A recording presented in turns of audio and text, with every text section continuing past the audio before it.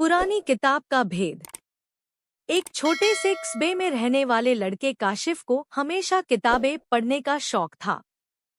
वह अक्सर कस्बे के वाहिद पुराने कुतुब खाने में जाया करता था, जहां पुरानी और नायाब किताबों का खजाना मौजूद था।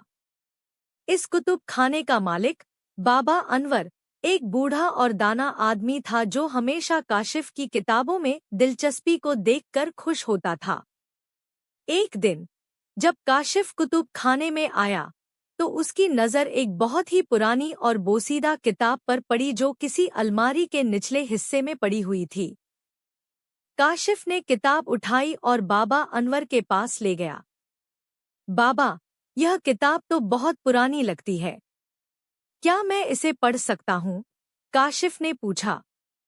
बाबा अनवर ने किताब को गौर से देखा, फिर मुस्कुराते हुए कहा, यह किताब वाकई बहुत खास है, लेकिन तुम्हें इसे एहतियात से पढ़ना होगा, क्योंकि इसमें छुपा राज हर किसी के लिए नहीं होता।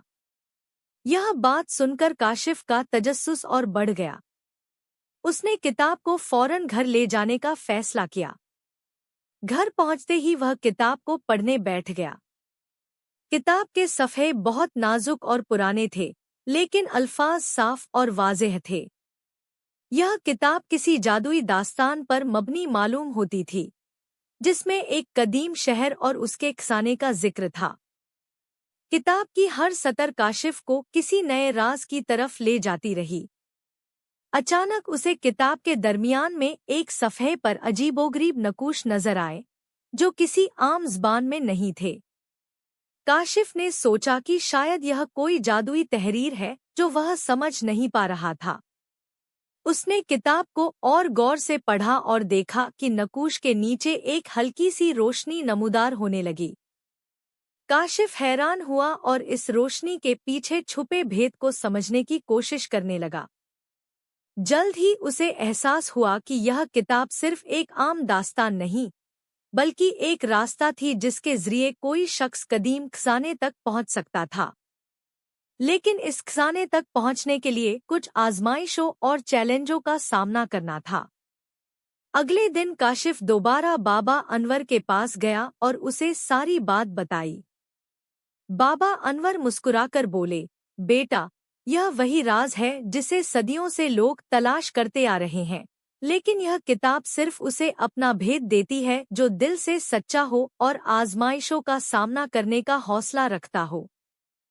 काशिफ ने फैसला किया कि वह इस सफर पर जरूर निकलेगा। बाबा अनवर ने उसे कुछ रहनुमाई दी और उसे बताया कि यह सफर आसान नहीं होगा, लेकिन अगर वह दिलो दिमाग से काम लेगा तो कामयाब जरूर होगा। काशिफ ने हौसला करके किताब में दी गई हिदायतों के मुताबिक अपना सफर शुरू किया। यह सफर दुश्वार जरूर था, लेकिन हर मोड़ पर किताब की रहनुमाई और बाबा अनवर की नसीहतें उसे आगे बढ़ने में मदद देती रहीं। रास्ते में उसे मुख्तलिफ चैलेंजों का सामना करना पड़ा, जिनमें से कुछ तो जादुई थे और कुछ उसकी अपनी कुव्वत-ए-इरादी का इम्तिहान थे। काशिफ ने आखिरकार उस मकाम तक पहुंचने में कामयाबी हासिल की जहां खजाना छुपा हुआ था। लेकिन जब वह वहां पहुंचा तो उसे एहसास हुआ कि असल खजाना सोना या दौलत नहीं था, बल्कि वह इल्म और हिकमत थी जो इस किताब ने उसे दी थी।